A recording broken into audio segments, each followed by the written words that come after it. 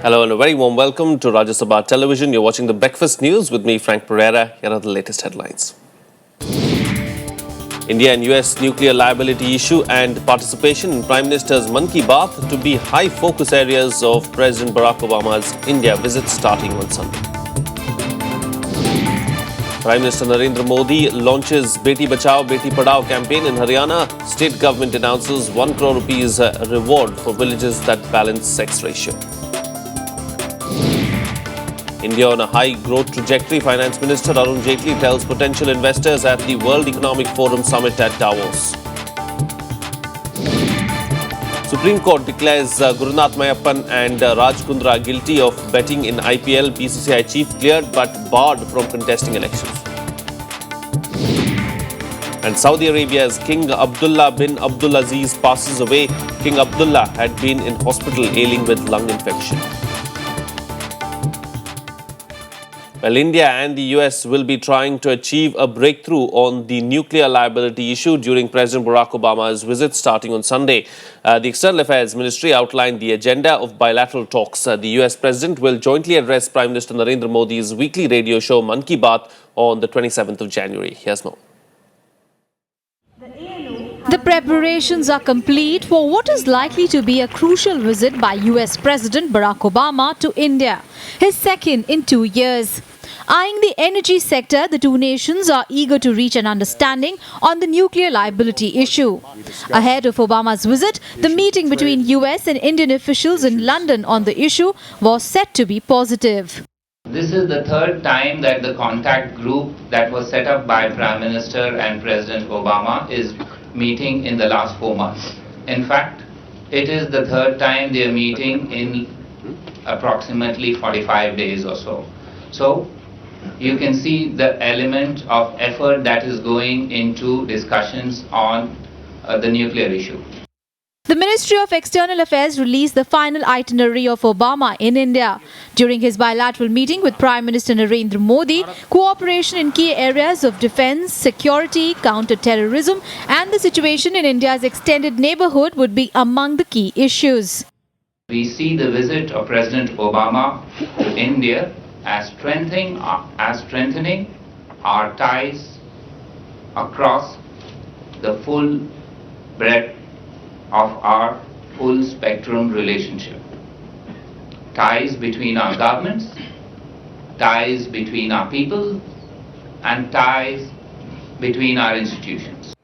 Meanwhile, security preparations picked up in Agra. The US President will accompany the First Lady Michelle Obama to Taj Mahal on the last day of his visit. With inputs from Akhilesh Suman, Bureau Report, Rajya Sabha TV. Well, braving non-stop rains and chilly winds, a large number of people turned up for the launch of the Beti Bachao, Beti Padhao scheme in Panipat yesterday. Prime Minister Narendra Modi launched the scheme. The Prime Minister described the program as a key scheme to address the dipping child sex ratio and empower the girl child in the country. Raising his voice against female feticide, the Prime Minister said that girls make their parents proud. According to the 2011 census, the number of females per 1,000 males in Haryana was just 879. Union Ministers Maneka Gandhi, Smriti Irani, Ravi Shankar Prasad, Inderjeet Singh, JP Nadda and Haryana Chief Minister Manohar Lal Khattar were also present at the launch. Actor Madhuri Dixit is the brand ambassador for the scheme. हम बेटियों को अपने परिवार का गर्व माने, राष्ट्र का सम्मान माने। आप देखिए, यह संतुलन में से हम बहुत तेजी से बाहर आ सकते हैं। में औरतों को शामिल करना, हम ये चाहेंगे कि हरियाणा क्या पूरे देश में अगर हम 33% औरतों को शामिल करें तो भ्रूण हत्या, दहेज, अन्य ऐसे जो बीमारियां हैं जिनसे औरतों के ऊपर अत्याचार होता है वो कम हो सकती है। सवाल सिर्फ लड़कियों को जन्म देने का नहीं है, उन्हें सही पोषण, सही शिक्षा और उचित अधिकार देने का भी सही प्रोग्राम होना चाहिए, क्योंकि घर हो, परिवार हो, समाज हो या फिर देश, प्रगति तभी करेगा जब उसकी औरतें शिक्षित और सशक्त होगी।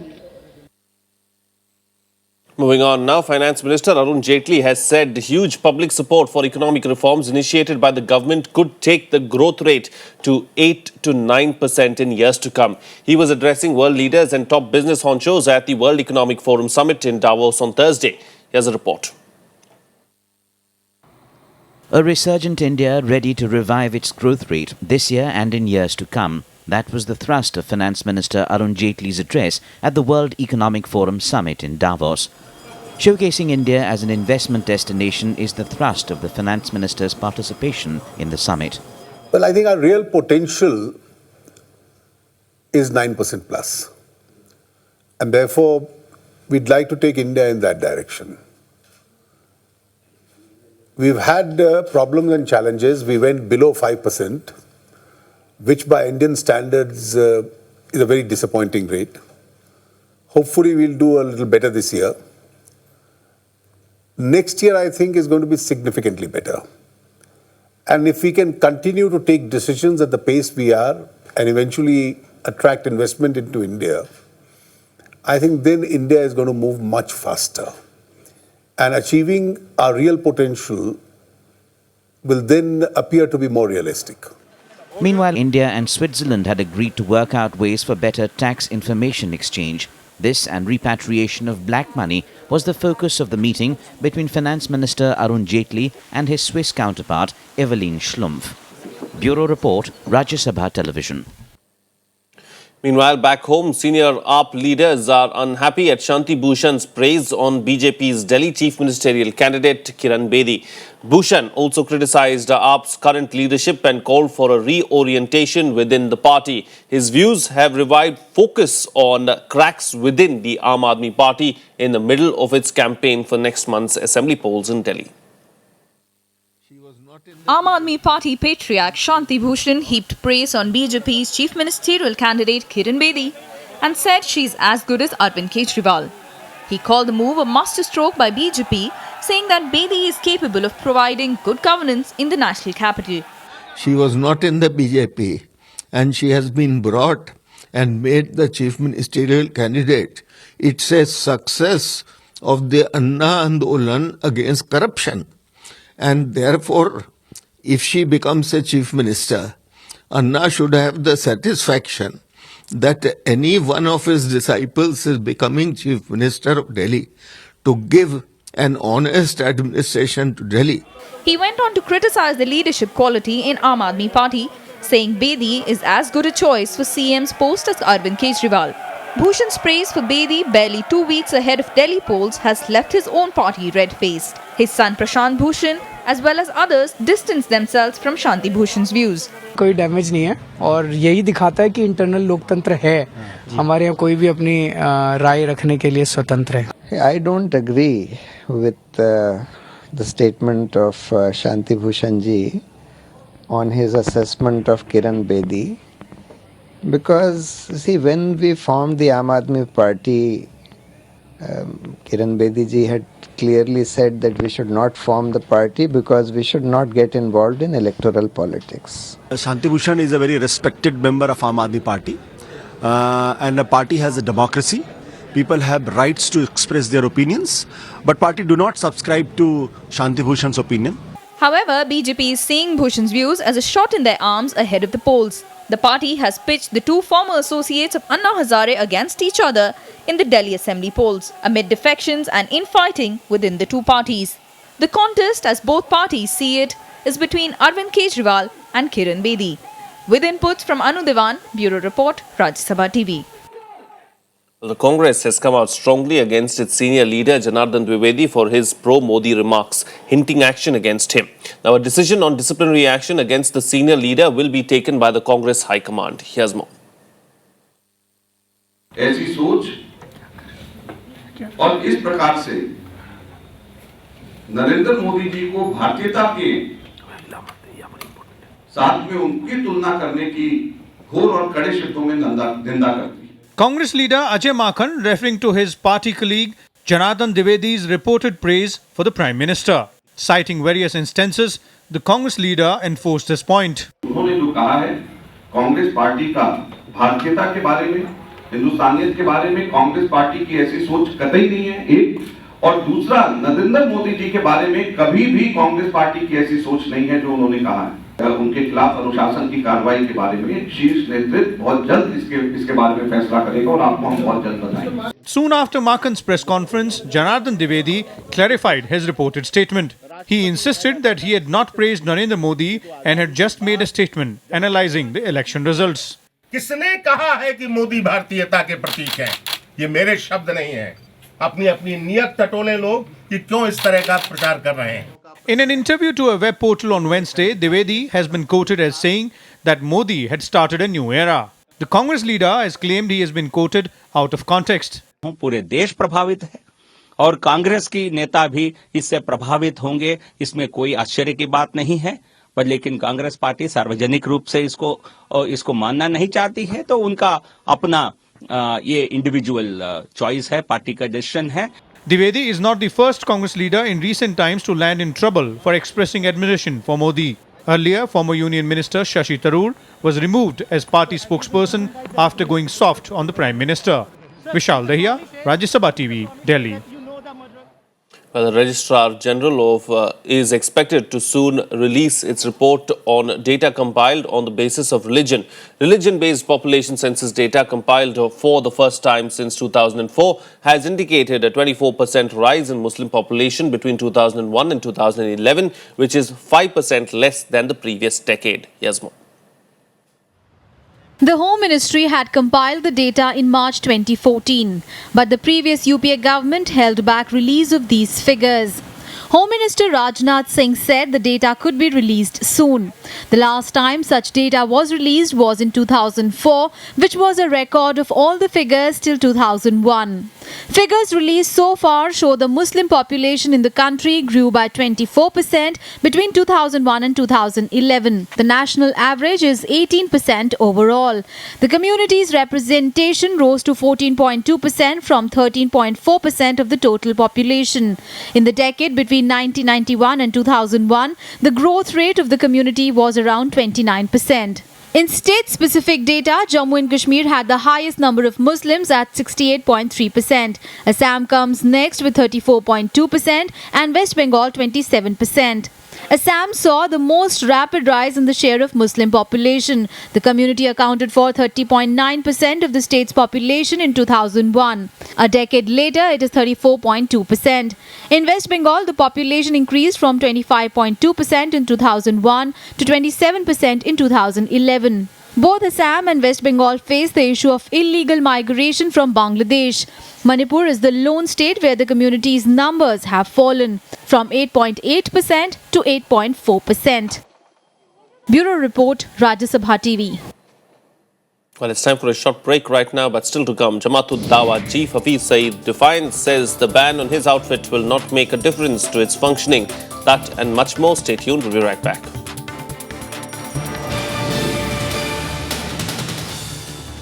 Welcome back. You're watching Rajya Sabha Television. Let's take a look now at some news-making events lined up for the day today in our special segment, The Day Ahead.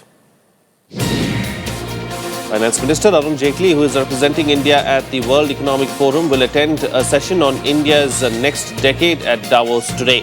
The event will have eminent industrialists Mukesh Ambani, Hari S. Bhartiya, Nouriel Rubini, Vikram Chandra and Chanda Kochar as speakers. The session will focus on how to make India the fastest growing economy in the world.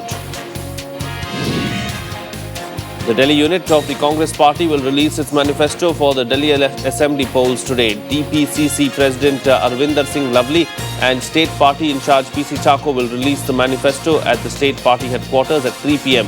The party has claimed that its manifesto this time would not be on a document of promises made to the people. It will also raise BJP's and AAP's betrayal of the people of Delhi. It's the last day for AAP convener Arvind Kejriwal to file his reply to the Election Commission's notice on alleged poll code violation. Kejriwal stirred a controversy when he urged voters in Delhi to take bribes from both the BJP and the Congress but vote only for the Aam Aadmi Party. He was asked by the poll panel to explain his stance by 4 p.m. on Jan 20th, but following his request, the Election Commission extended the time till today. Assam Chief Minister Tarun Gogoi will reconstitute his Council of Ministers today. He had sent a list of 14 Congress legislators to the State Governor P.B. Acharya on Thursday. The swearing-in ceremony will be held at 10:30 a.m. today. This will be the first reshuffle in the last 14-year rule of the Congress in Assam under Tarun Gogoi. Today is the 118th birth anniversary of Neta Subhash Chandra Bose. Parliamentarians will pay a floral tribute to him at the Central Hall of Parliament, where his portrait has been kept. Similar programs to pay homage to the Netaji have been planned in different states. The day is also observed as the National Day of Patriotism or Desh Prem Divas.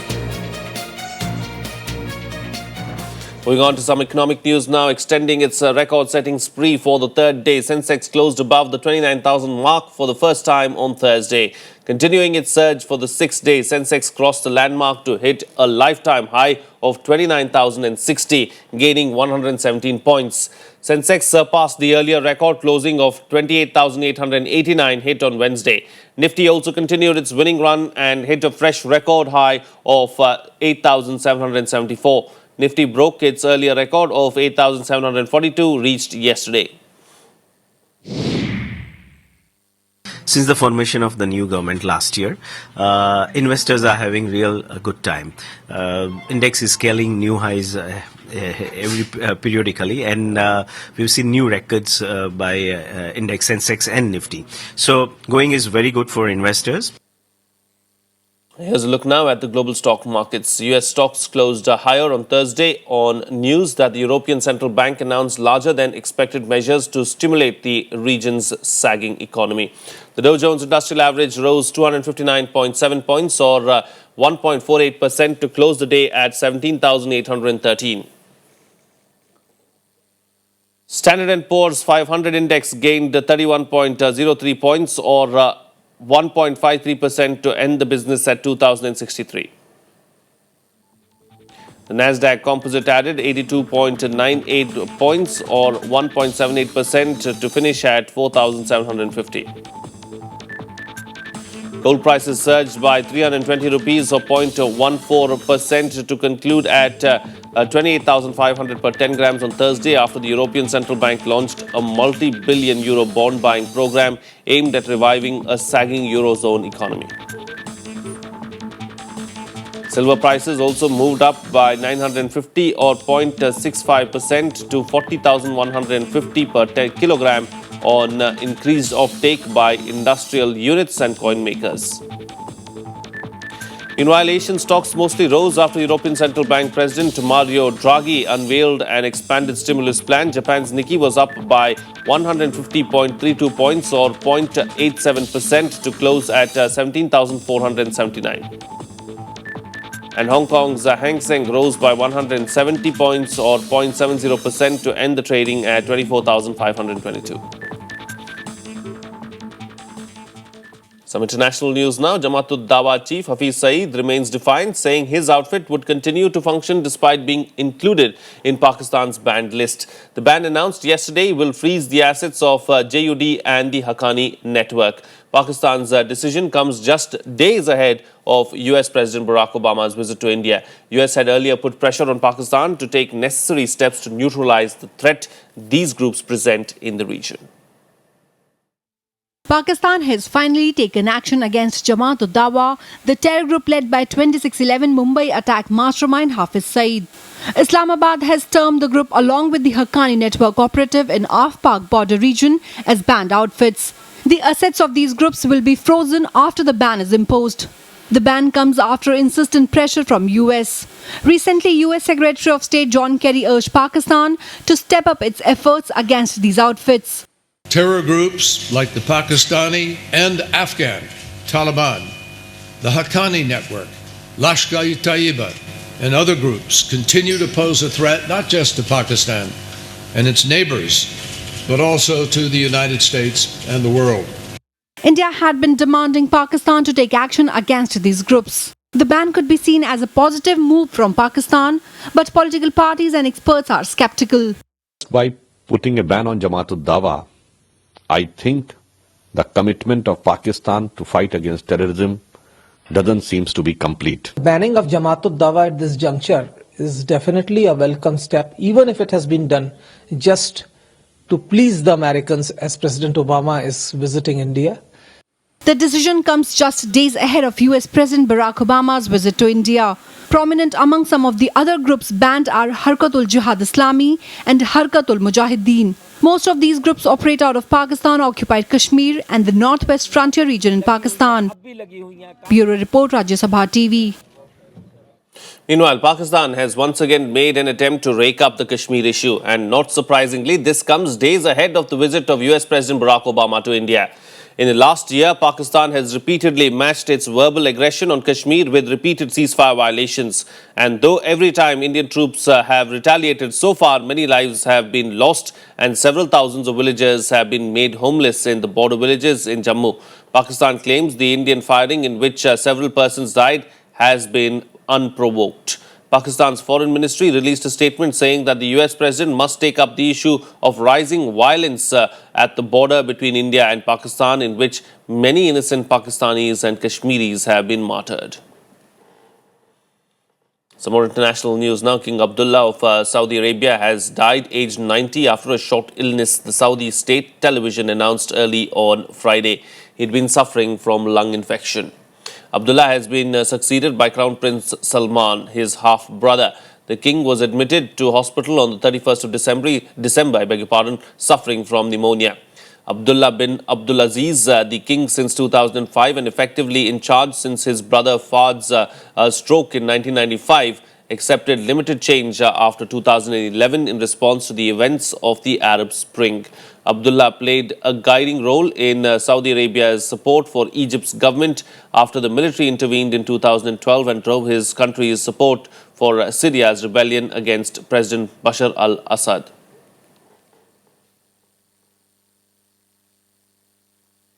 Let's take a look now at some other news and updates from around the globe in our World Wrap.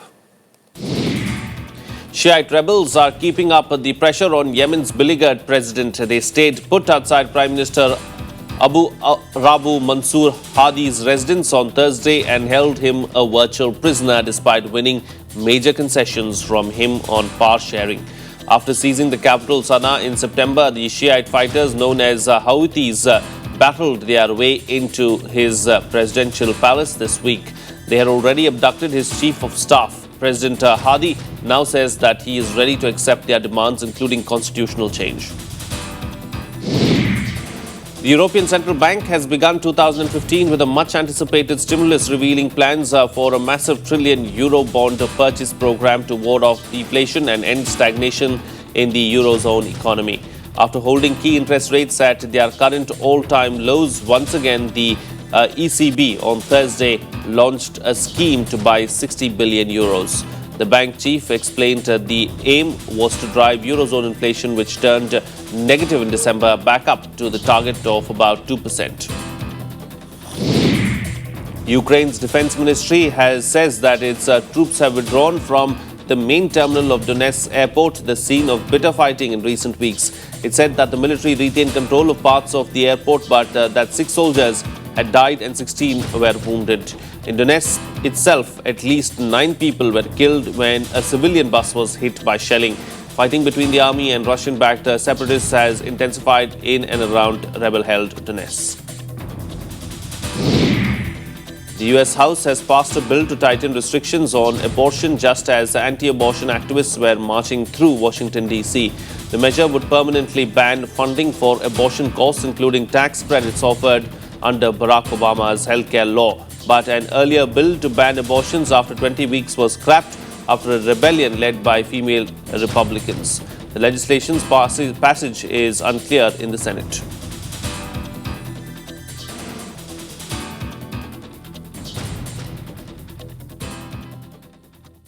Moving on to some sports-related news now. The Supreme Court brought the hammer down on the IPL spot-fixing case on Thursday. In its 130-page verdict, the Apex Court ruled that Gurunath Mayappan and Raj Kundra were guilty of betting on IPL matches.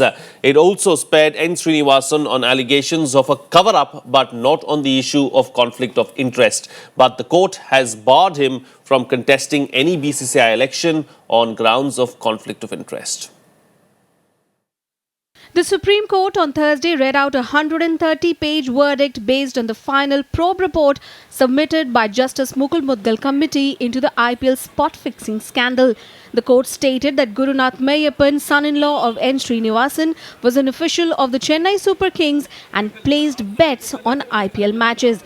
Rajasthan Royals co-owner Raj Kundra was also found guilty of the same charges as Meyyappan. And therefore, it is a very important judgment in the field of constitutional law. And it's going to govern all sports bodies also. So I think it's a very welcome judgment, and it's a judgment of great vision and far-reaching consequences. Even as the court did not find Srinivasan guilty of cover-up, it ruled that there was a conflict of interest by virtue of his owning the Chennai Super Kings and also being a BCCI official. Srinivasan had amended the BCCI constitution to facilitate his ownership of an IPL franchise. That amendment has been struck down by the court. But the court made a strong observation against him, saying there was high probability that he was involved in corruption, even though there was no evidence for the same. Cover up में श्रीनिवासन को clean chit दिया, इससे मुझे कुछ लेना देना भी नहीं है, क्योंकि कवर अप में क्लीन चिट दिया है, लेकिन वो प्रोटेक्शन कर रहे थे अपने दामाद का, इसमें कोर्ट ने इनको पकड़ा है. Essentially asking Srinivasan to choose between the BCCI and CSK, the court barred him from contesting any BCCI election. He can contest only if he distances himself from CSK and disowns the franchise. The court has asked for the board to hold presidential elections in 6 weeks. A 3-member committee led by former Chief Justice R.S. Lodha will decide the quantum of punishment for Meyyappan and Kundra and the fate of the franchisees they are associated with. Bureau Report, Rajya Sabha TV. Let's now bring you up to date with the other sports action from around the world in our Sports Beat. Ace Indian shuttlers Saina Nehwal and PV Sindhu rose to the 3rd and 9th spots respectively, but K. Srikanth slipped to world number 5 in the latest BWF rankings issued on Thursday. Saina, who is currently busy defending her title at the Syed Modi International Tournament, climbed 1 place to be at number 3. Two-time World Championship bronze medalist PV Sindhu was also back in the top 10 as she jumped 2 places to regain her position inside the top 10 with 57,985 points. The England-Australia match of the Tri-Series is underway at Hobart, and the equation for Australia is simple: win and secure a spot in the Carlton Mid-Tri-Series final on February 1st. For England, coming off a massive win against India, the challenge is to repeat that against the team that beat them with 3 wickets and 61 balls remaining in the series opener last week. Tim Cahill came to Australia's rescue again on Thursday, scoring 2 goals, one of them among the most spectacular ever seen at an Asian Cup to lead the host nation into the semi-finals. In the South Korea-Uzbekistan encounter, Son Heung-min scored twice in extra time to give South Korea a 2-0 win over Uzbekistan and send them into the semi-finals.